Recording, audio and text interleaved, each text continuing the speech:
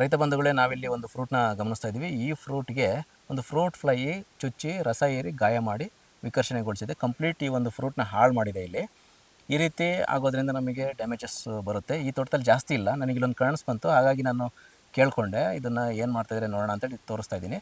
Okay sir, ಇವಾಗ ಇಲ್ಲೊಂದು ಫ್ರೂಟ್ನ ನಾನು ಇವಾಗ ನೋಡಿಸ್ದೆ. ಈ ಒಂದು ಫ್ರೂಟು ಡ್ಯಾಮೇಜ್ ಆಗಿದೆ.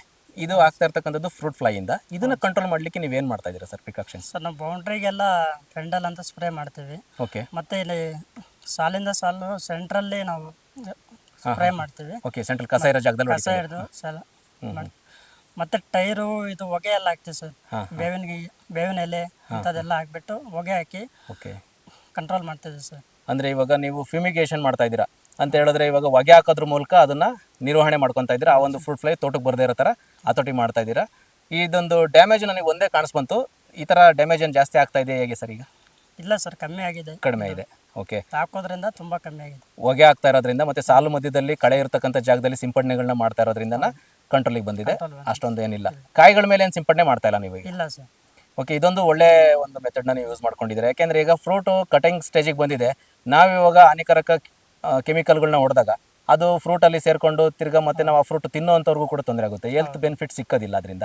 ಅದು ಕೂಡ ನಮಗೆ ಹೆಲ್ತ್ ಬೆನಿಫಿಟ್ ಸಿಗೋ ಥರ ಮಾಡಿ ಕೊಡ್ತಾ ಇದ್ದೀರಾ. ಫ್ರೂಟಿಗೆ ಸೇಫರ್ ಸೈಡ್ ಆಗಿರೋ ರೀತಿಯಲ್ಲೇ ನೀವು ಸಿಂಪಡಣೆಗಳನ್ನ ಮಾಡ್ತಾ ಇದ್ದೀರಾ. ಹೌದು ಸರ್. ಓಕೆ, ಈ ಹೊಗೆ ಹಾಕೋದ್ರಿಂದನೇ ಕಂಟ್ರೋಲಿಗೆ ಬರ್ತಾ ಇದೆ. ಕಂಟ್ರೋಲ್ಗೆ ಬರ್ತದೆ ಸರ್. ಹೆಚ್ಚಿಗೆ ಡ್ಯಾಮೇಜ್ ಕೂಡ ಏನು ಮಾಡಿಲ್ಲ. ಡ್ಯಾಮೇಜ್ ಮಾಡ್ತೀವಿ. ಓಕೆ, ಇದನ್ನ ವೀಕ್ಷಕರು ಬೇರೆಯವರು ನೋಡಿದವರು ಕೂಡ ಅಳವಡಿಸ್ಕೋಬಹುದು. ಅಳವಡಿಸ್ಕೋಬೋದು. ಅಂದ್ರೆ ಟೈರ್ ಉಪಯೋಗಿಸ್ತೀರಾ ನೀವು ಹೊಗೆ ಹಾಕ್ಲಿಕ್ಕೆ? ಟೈರ್ ಉಪಯೋಗಿಸ್ತೀವಿ.